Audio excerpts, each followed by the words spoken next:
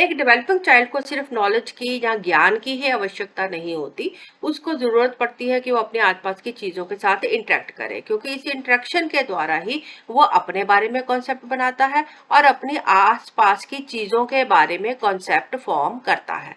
अब ये जो कॉन्सेप्ट फॉर्मेशन है, ये लर्नर की अपनी अंडरस्टैंडिंग के ऊपर डिपेंड करता है और अपनी कैपेबिलिटीज़ के ऊपर डिपेंड करता है। किसी भी टीचर के लिए दोनों ही तरह की लर्निंग थ्योरीज को जानना जरूरी है, जैसे बिहेवियरिस्टिक थ्योरीज है और कॉग्निटिव डेवलपमेंटल थ्योरीज है। अब कॉग्निटिव डेवलपमेंटल थ्योरीज ये हमें long term changes in thinking और मेमोरी प्रोसेस को समझने में मदद करती है। इसके कंपैरिजन में बिहेवियरिस्टिक थ्योरीज ये लर्नर के बिहेवियर यानी व्यवहार को समझने में मदद करती है। लर्नर उन व्यवहारों को या उन क्रियाओं को बार बार करता है जिनके करने से उसको फेवरेबल आउटकम मिलते हैं, यानी अपने मन मुताबिक रिजल्ट मिलता है। जिस कार्य को करने से उसको अपने मन का रिजल्ट ना मिले, वो उस कार्य को नहीं करते। अध्यापक इस चीज को यूज करते हैं जब हम री एनफोर्समेंट की बात करते हैं। अध्यापक जिस व्यवहार को बार बार दोहराया जाना चाहता है उसको रिवार्ड के साथ जोड़ता है, और जिस व्यवहार को कम करना चाहता है उसको पनिशमेंट के साथ जोड़ते हैं।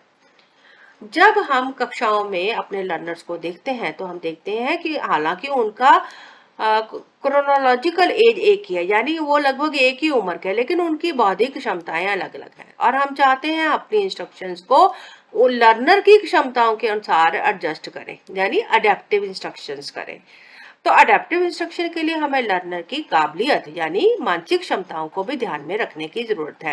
यानी लर्नर का अटेंशन स्पैन कितना है, वो किस तरह से जानकारी को ग्रहण करता है, उसकी लॉन्ग टर्म और शॉर्ट टर्म मेमोरी क्या है, वो अपनी प्रायर नॉलेज और एक्सपीरियंस को किस तरह से अप्लाई करता है। तो ये सब चीजें शो होती हैं in the form of memorisation, conceptualisation, application, problem solving.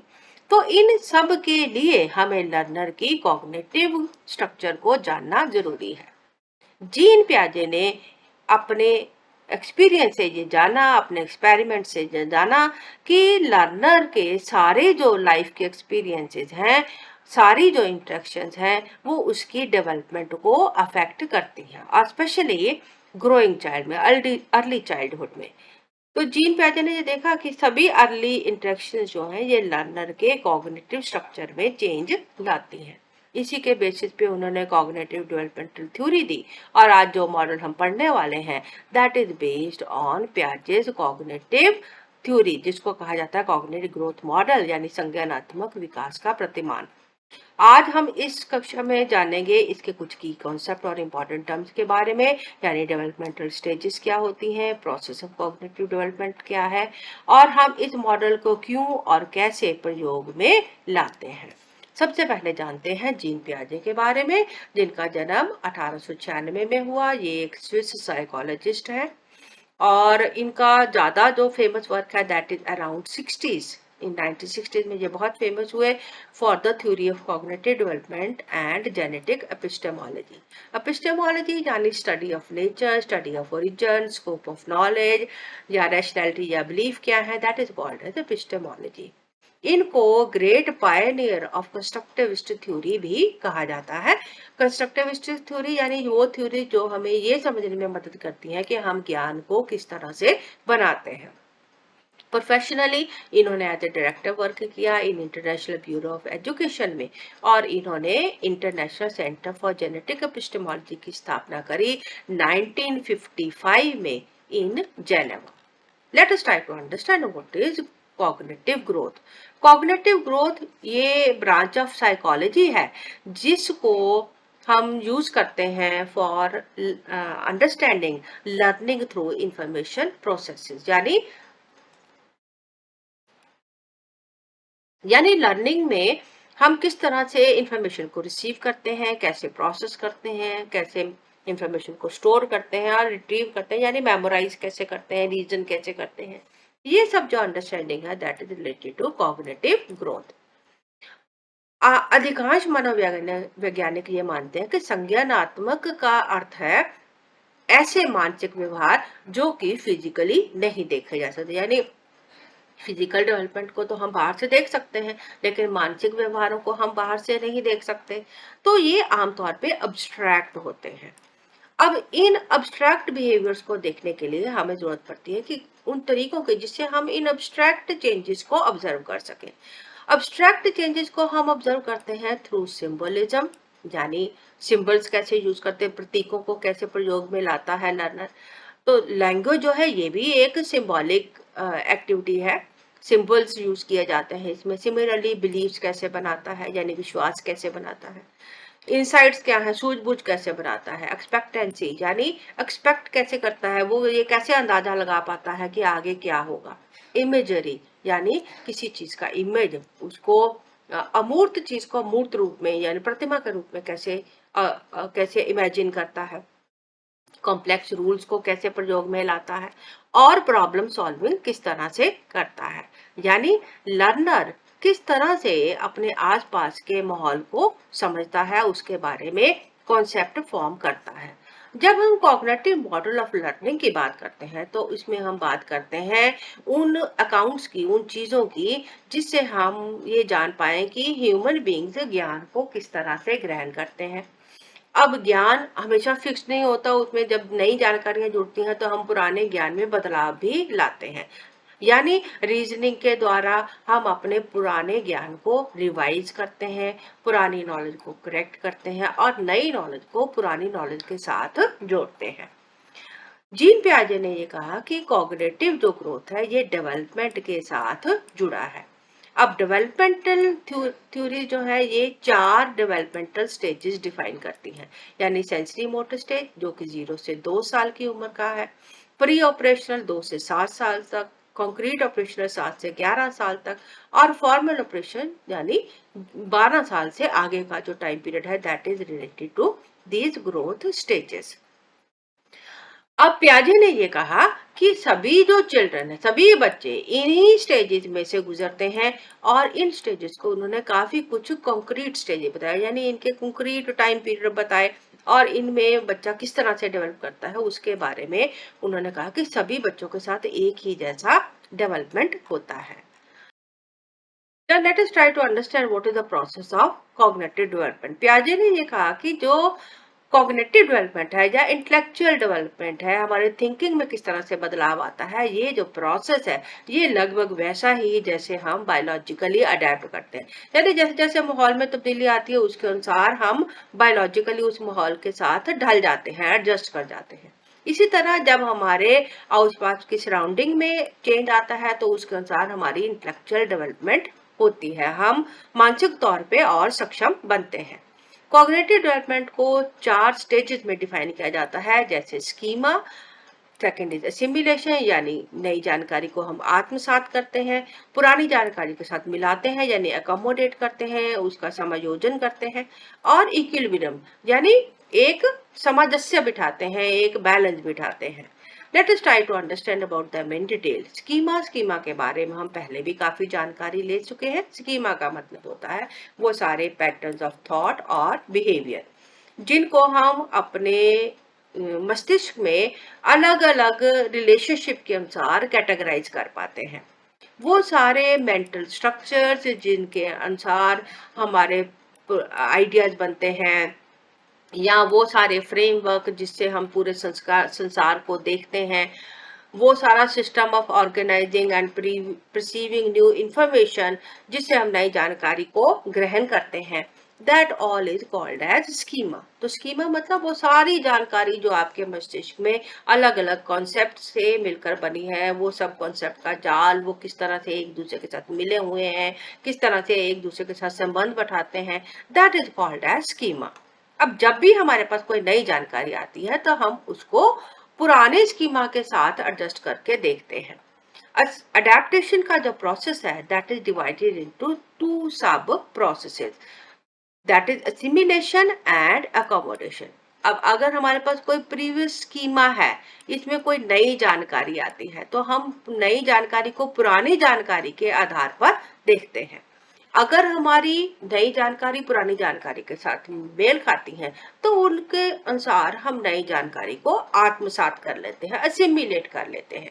जैसे एग्जाम्पल के लिए मान लीजिए कोई बच्चा किसी फिश को देखता है तो उसके पास फिश का कॉन्सेप्ट होता है, उसके बाद वो किसी वेल को देखता है अब व्हेल मछली को देखने के बाद वो उसको भी फिश ही कहता है, क्योंकि उसके अनुसार फिश मतलब वो सब जानवर जो कि पानी में रहते हैं। तो व्हेल भी पानी में रहती है, so that is also a fish. लेकिन जब हम देखते हैं कि हमारी पुरानी जानकारी के साथ नई जानकारी मेल नहीं खाती या उससे कुछ डिफरेंट है, तब हम पुरानी जानकारी में कुछ बदलाव लाते हैं। यानी जब हम बच्चों को बताते हैं कि भाई ये व्हेल है, ये फिश नहीं है, व्हेल मैमल होता है, तो हम एक नई जानकारी को जोड़ते हैं, पुरानी जानकारी के साथ कंपेयर करते हैं। यानी हालांकि व्हेल पानी में ही रहती है मछलियों की तरह, लेकिन ये मछलियों से अलग है। तो इस तरह से हम नई जानकारी के अनुसार पुरानी जानकारी में बदलाव लाते हैं ताकि नई जानकारी को जोड़ सके। ये जो प्रोसेस है that is called as accommodation. एक और एग्जांपल लेते हैं, जैसे बहुत कॉमनली हम एरोप्लेन के बारे में जानते हैं। अगर कोई मिसाइल को देखे तो क्योंकि वो भी हवा में उड़ती है तो उसको भी कोई एरोप्लेन कह सकता है। लेकिन जब हम उसको एक्सप्लेन करेंगे कि भाई ये मिसाइल है, ये एरोप्लेन है, एरोप्लेन में लोग या सामान ट्रेवल करता है, जबकि मिसाइल ये काम नहीं करती, मिसाइल का वर्क कुछ और है, उसका टेक्नोलॉजी कुछ और है, तो हम नई जानकारी को पुरानी जानकारी के साथ जोड़ लेते हैं। तो बेसिकली जब स्कीमा ये हमारा एक प्रीवियस सेट है, एसिमिलेशन वो जानकारियां हैं जो कि पुराने के साथ मेल खाती हैं, अकोमोडेशन वो बदलाव है जो कि पुरानी जानकारी में लाए जाते हैं ताकि नई जानकारी को उसमें जोड़ा जा सके। And equilibrium is the balance between self and the world. तो इनिशियली जब नई जानकारी आती है जो पुराने के साथ मेल नहीं खाती तो उससे इक्विलिब्रियम डिस्टर्ब होता है। जब हम उन जानकारियों को जोड़ लेते हैं, मैच कर लेते हैं, तो उसके कारण हमारे पुरानी और नई जानकारी के बीच में बैलेंस या सामंजस्य डेवलप होता है। तो इस तरह से नई सिचुएशंस के अनुसार लर्नर पुरानी जानकारी में अडेप्टेशंस लाता है।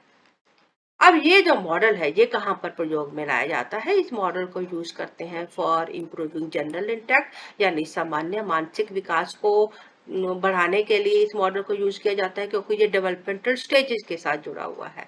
उसके साथ साथ ये लॉजिकल रीजनिंग के साथ जुड़ा हुआ है, क्योंकि जब हम पुरानी जानकारी के को में बदलाव लाते हैं, नई जानकारी के साथ उसको उसका मेल बिठाते हैं, उसका इक्विलिब्रियम बिठाते हैं, तो that means we are developing the logical reasoning. And similarly, it also help us in developing social and moral development, क्योंकि ये जो मॉडल है ये सोशल इंटरेक्शन के ऊपर बल देता है। ये मॉडल इस चीज के ऊपर जोर देता है कि लर्नर बहुत कुछ अपनी सोशल इंटरेक्शन से सीखता है।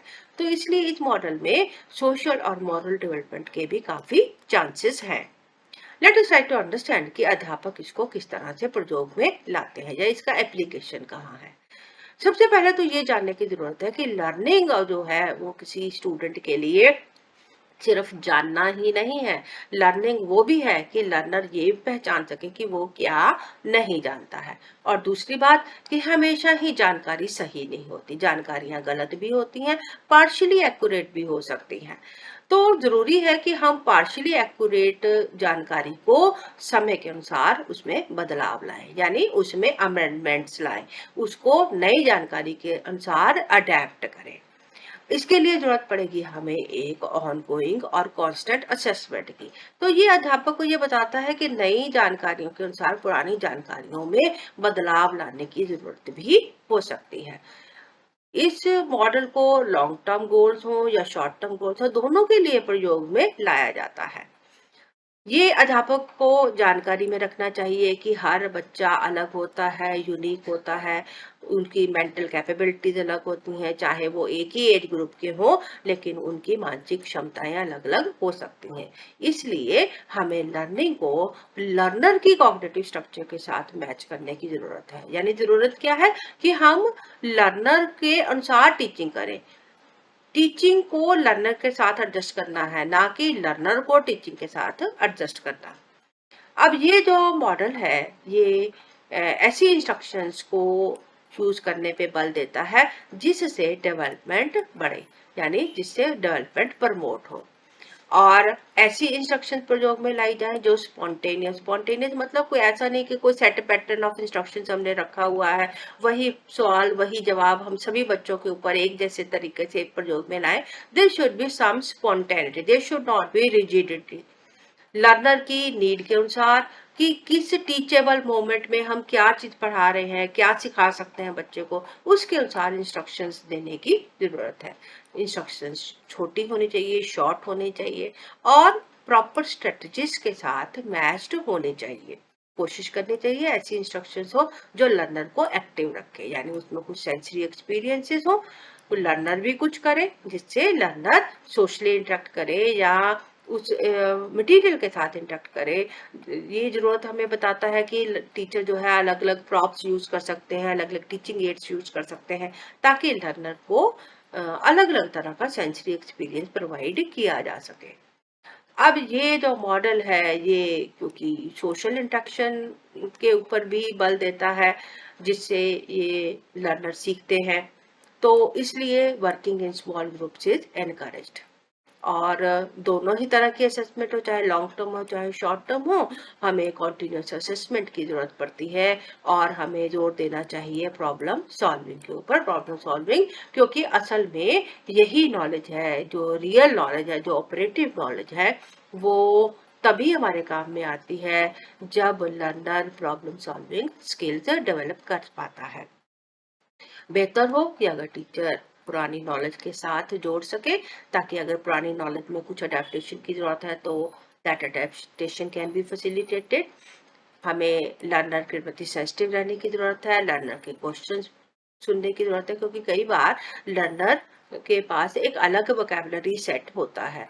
जिस तरह हम चाहते हैं कि लर्नर हमारी भाषा को समझ सके, हमारे वर्ड्स को समझ सके, इसी तरह हमें भी लर्नर की वोकैबुलरी को समझने की जरूरत होती है, क्योंकि कई बार लर्नर भी बहुत ही इम्पोर्टेंट क्वेश्चंस पूछते हैं जिससे लर्नर के कॉग्निटिव डेवलपमेंट के बारे में जानकारी मिलती है कि लर्नर किस तरह से अपनी समझ बना रहा है।